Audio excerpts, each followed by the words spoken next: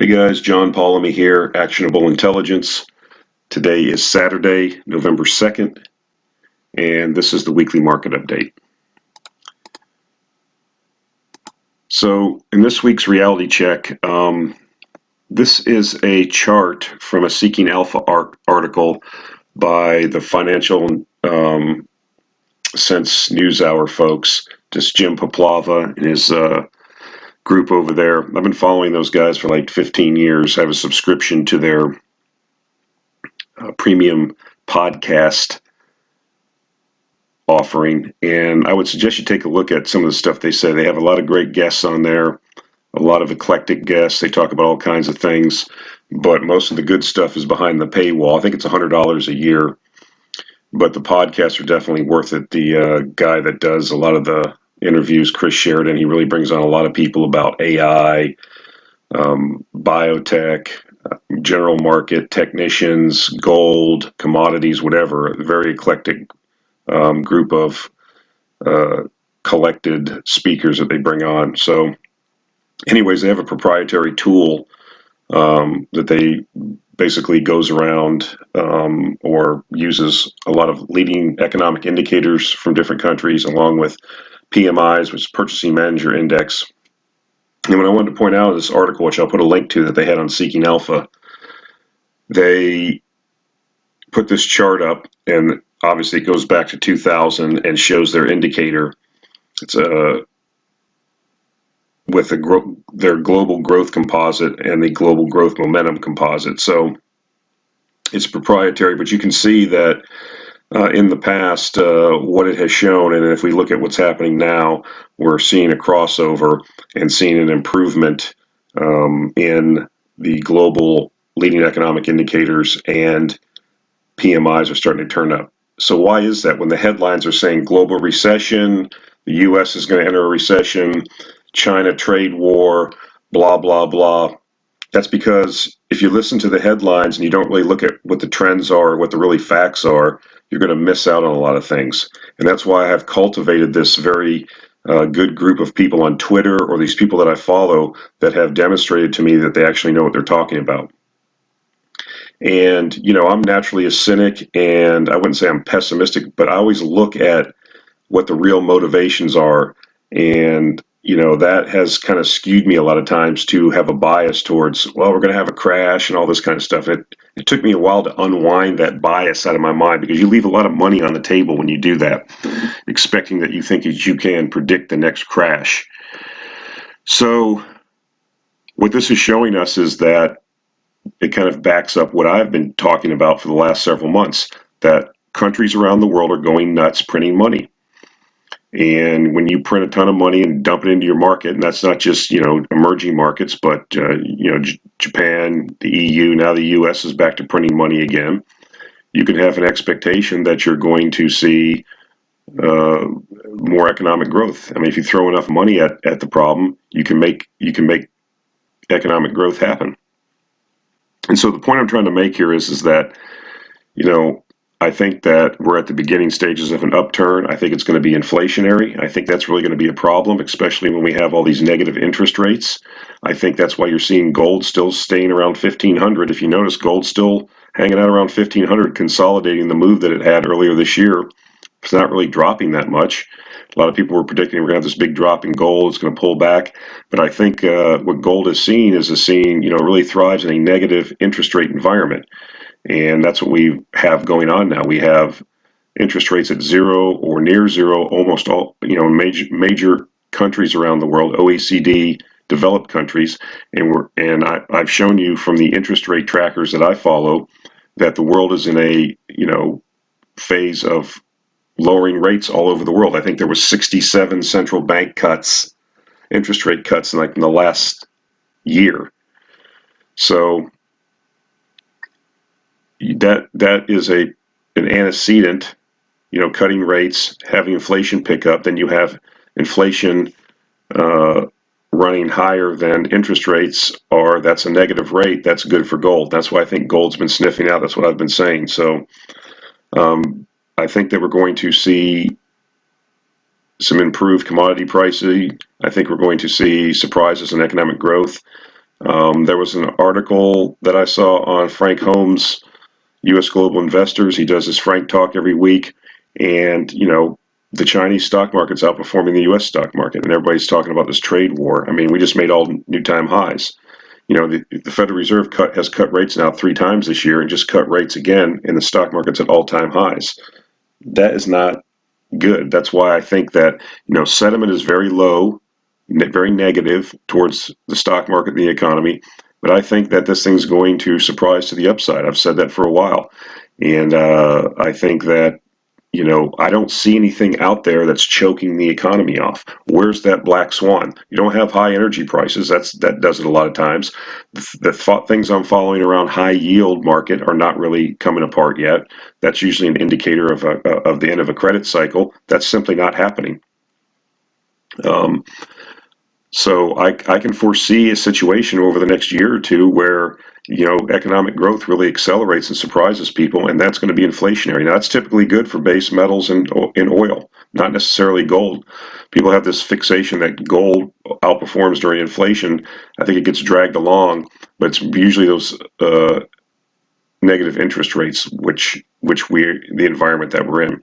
But typically, what does the best in an inflationary environment is energy, and coincidentally, this is all starting to come together. It's starting to gel a little bit. Some of the thinking and talking we've been doing. Commodities at historical lows relative to equities. Now we have all this money printing going on. Now we've seen a turn possibly in leading economic indicators and PMIs. So it's something to watch over the next couple months. I'm already positioned. My portfolio has not been doing well because I've anticipated some of these things, and they take a little bit of time to come together. There's a lag typically when you dump all this money and cut all these rates before you see an increase in economic activity. But I think we're moving into that now. So speaking of that, I wanted to talk about another chart. This is off the Frank Holmes article that I will attach a link to. But basically what it says is, typically what happens after PMIs cross above the 50 level, 50 being that line of demarcation where above 50 you're having economic growth and below 50 you're contracting. And typically what we're seeing here is the median returns for various commodities or energy stocks and metals and mining stocks with the probability of occurrence if you get a cross above the 50 in the PMI. So it's something to keep an eye on. Has a high level. This is kind of setups we look for, right? I mean, if you were dealt cards at a poker table and you knew that this particular setup that you had or cards that you were dealt were going to yield you a profit 70 or probability of occurrence that you would have a profit in copper of 12%, in 71% of the cases you have to bet. If you play that out 100 times, you win 71 times, you lose 29 times. So nothing's guaranteed, nothing repeats exactly. But when we see these types of setups, we have to take notice.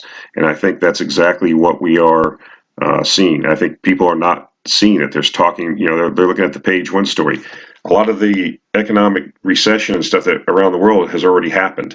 And with all the rate cuts and all the money printing, the rest of the world is starting to accelerate out just as the U.S. is starting to decline. The U.S. isn't a manufacturing recession right now. The manufacturing is only like 8 or 9% of the U.S. economy. So we could have what we call a profits recession, I think.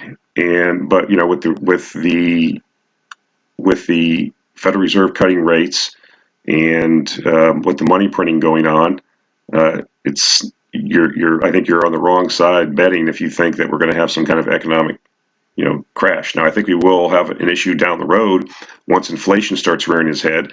Oil was up $2 a barrel on Friday.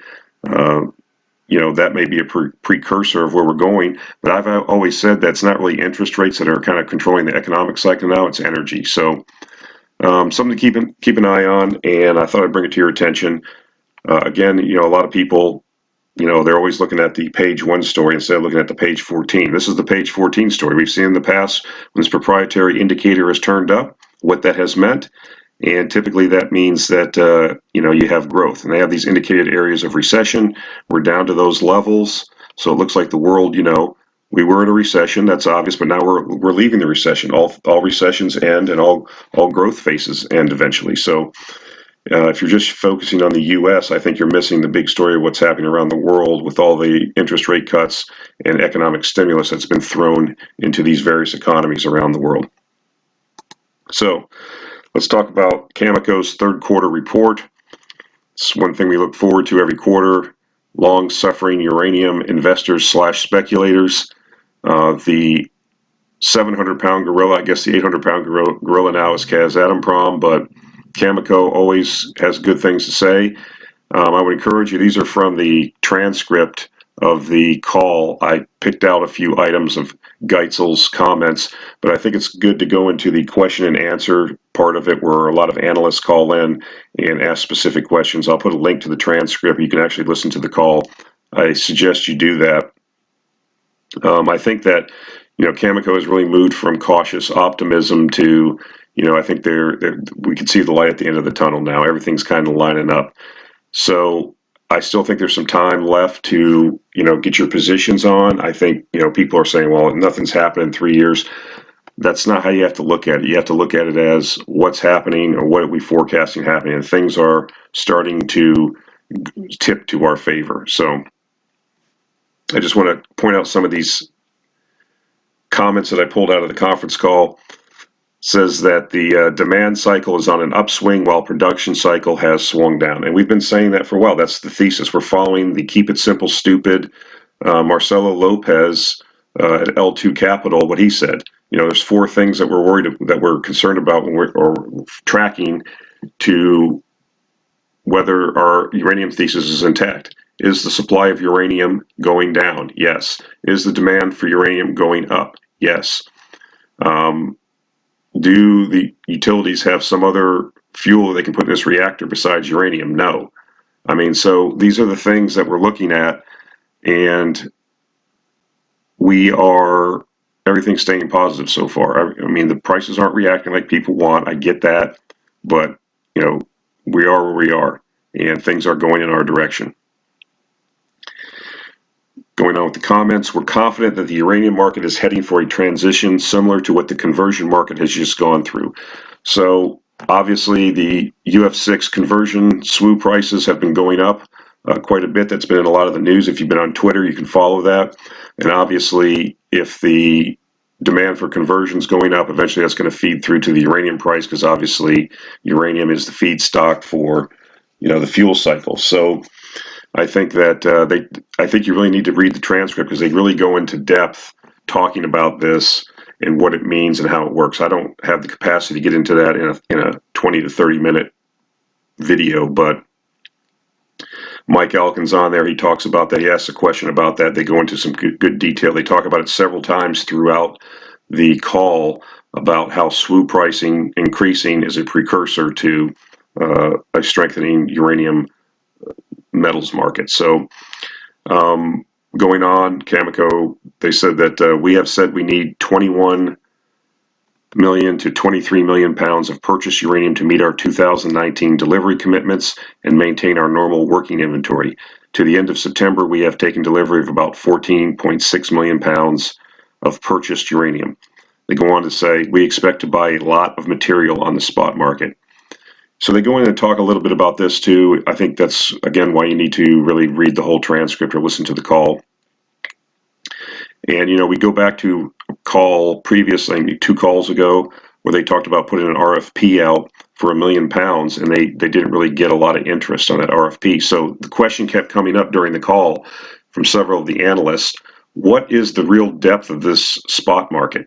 And the management of Cameco reiterated a couple times that the way they're looking at it is they don't know for sure because it's kind of a black box. They don't even know, or maybe they're not letting on. They know, but they don't really want to let on. I don't know what the case is, but suffice to say, they talk about it's a lot of churning going on. There's a lot of selling going on between traders, and that's giving the impression that there may be more material than there actually is.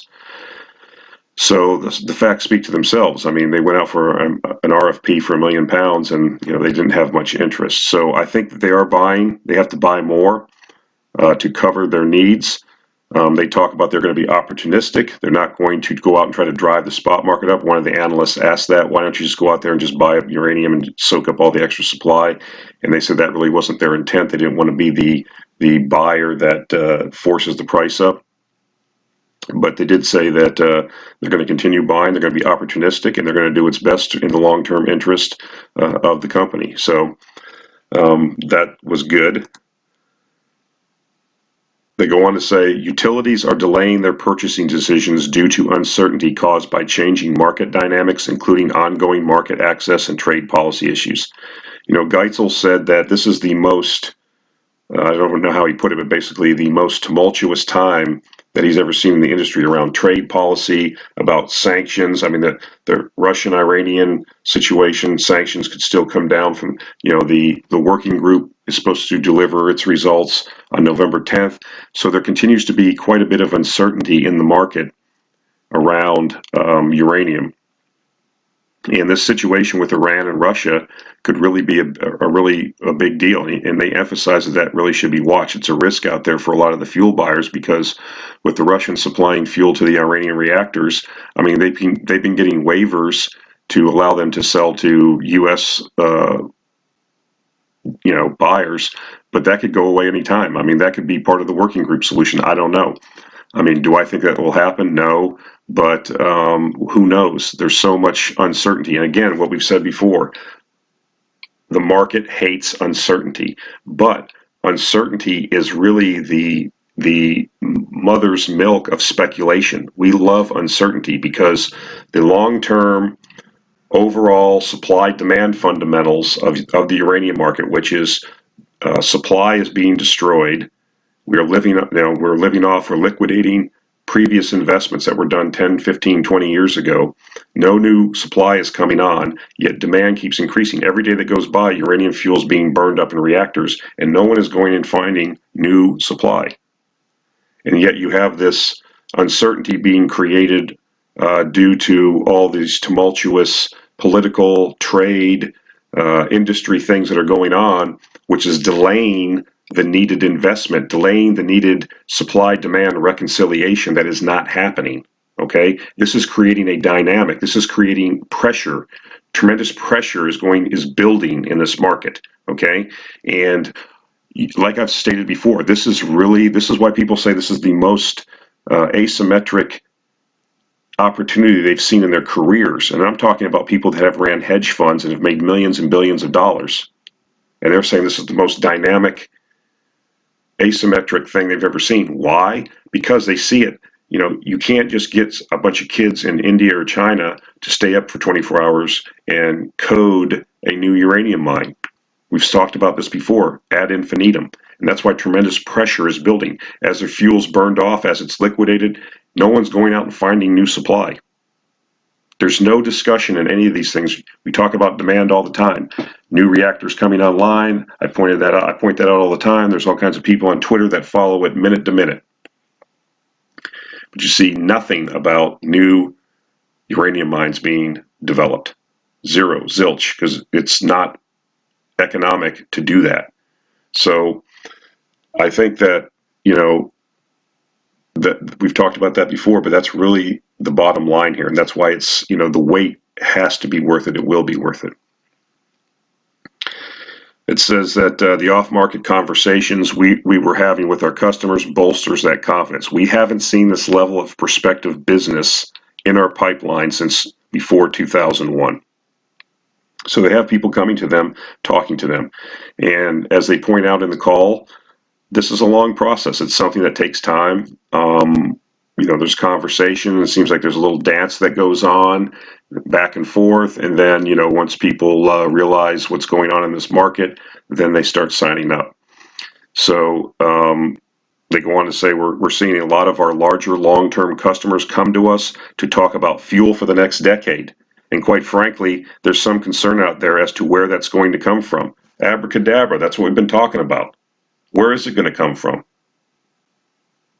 There's going to be a shortage. There's going to be price is going to ration the supply, available supply. People are talking about, well, we need to get to 50, 45, 50. I'm thinking, this thing could exceed the previous high. And I don't think that's hyperbole. Reactors continue to be built. Where are the new mines? Now, this is something that's going to happen the next year or two, but I think you're going to have a good 3-5 year run on this thing with a blowout at the end. as people panic. Fuel buyers panic. Would you want to be a fuel buyer and your company just put $3 or $5 billion into a 1,000 megawatt reactor and you're not sure we're going to get fuel for it for the next 10 years?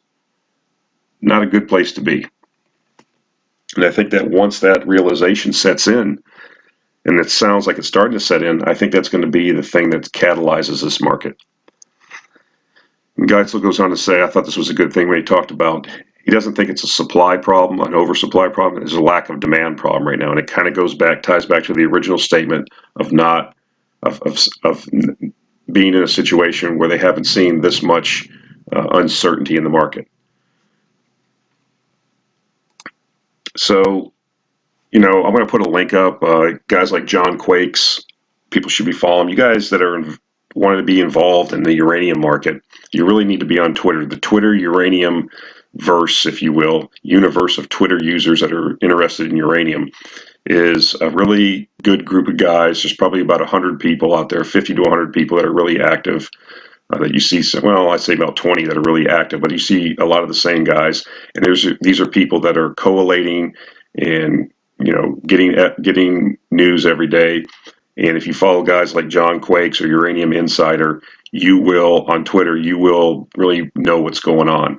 So, and follow me on Twitter because you'll stuff will pop into your feed from people that I follow, and you start cultivating a group of people that actually know what they're talking about and are giving you real-time data, all the way from guys like John, who is going to give you every piece of news, to different guys that are analyzing things or have access to reports or data that you may not have access to. So I really think it's important, and energy investors in general, or commodity investors. I mean, you need to be on Twitter. I don't go on there and do cat videos.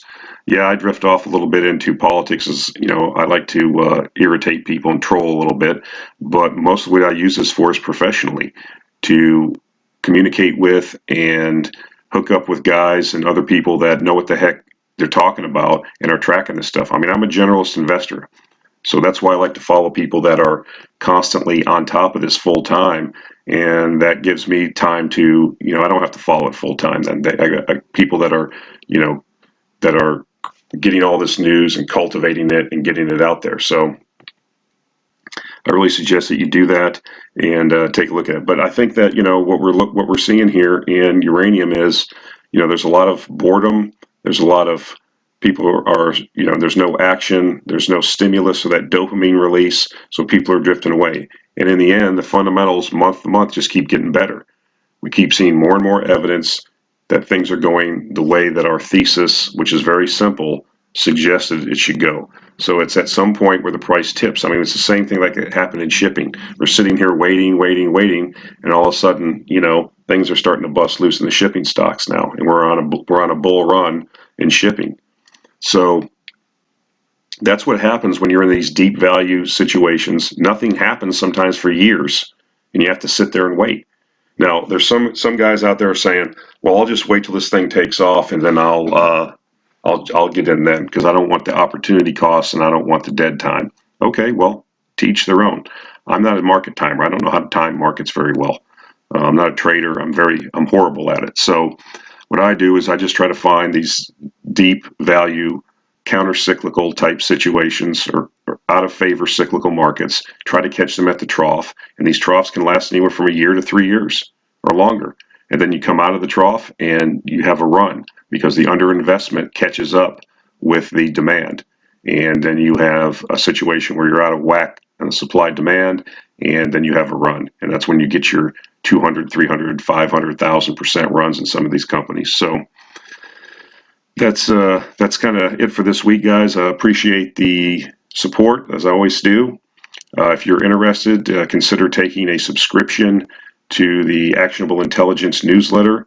We translate a lot of these things that we discuss here in the videos to actionable speculations. And remember, these are speculations, high risk with high potential reward. So appreciate all the support, and thank you guys for participating in the comment section. That really helps out. Liking the videos helps out, and consider subscribing to the videos, and you'll get these every week sent out to you as they become available. So that's it for this week, guys. I appreciate it, and we'll talk to you next week.